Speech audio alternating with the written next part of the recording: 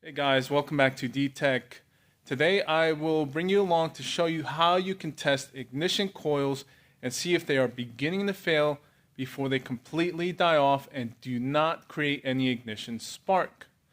What you want to do is look at the ignition primary waveform on the control side of the coil.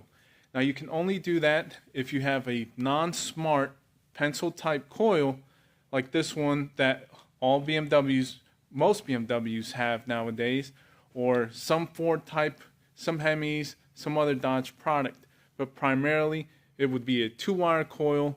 Despite the fact that BMW uses 3 wires, it's still pencil type non-smart.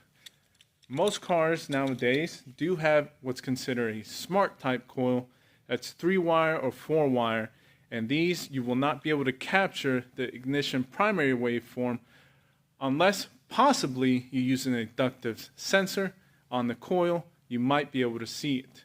But I'll show you on the waveform where you want to look at in order to determine if the coil is beginning to fail.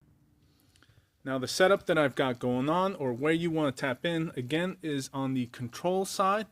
And so I'm looking at ignition coil number 1 and then ignition coil number 2.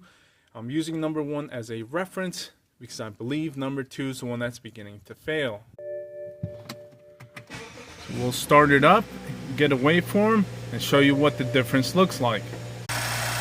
The one thing to point out, it is igniting, it is sparking, we are idling, basically normal.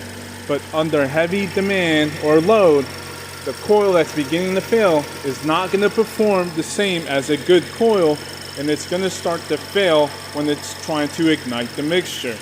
So for now, it can look like the coil is okay, but this will let you tell ahead of time if it's going to eventually die off soon or if it's going to be the cause of a random misfire.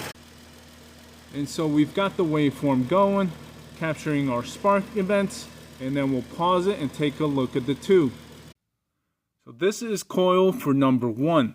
The area you want to look at to see if it's beginning to fail is towards the end right here. This will have oscillations if it's still operating correctly. And here is coil number 2. As you can tell, the big difference again is towards the end. This one is beginning to have some oscillations, but you see it ramp off. That is a clear sign that the ignition coil is beginning to fail. Eventually, it won't have any oscillations and it will be a fully ramped down towards the end of the trace. And that is a clear sign of the coils beginning to fail.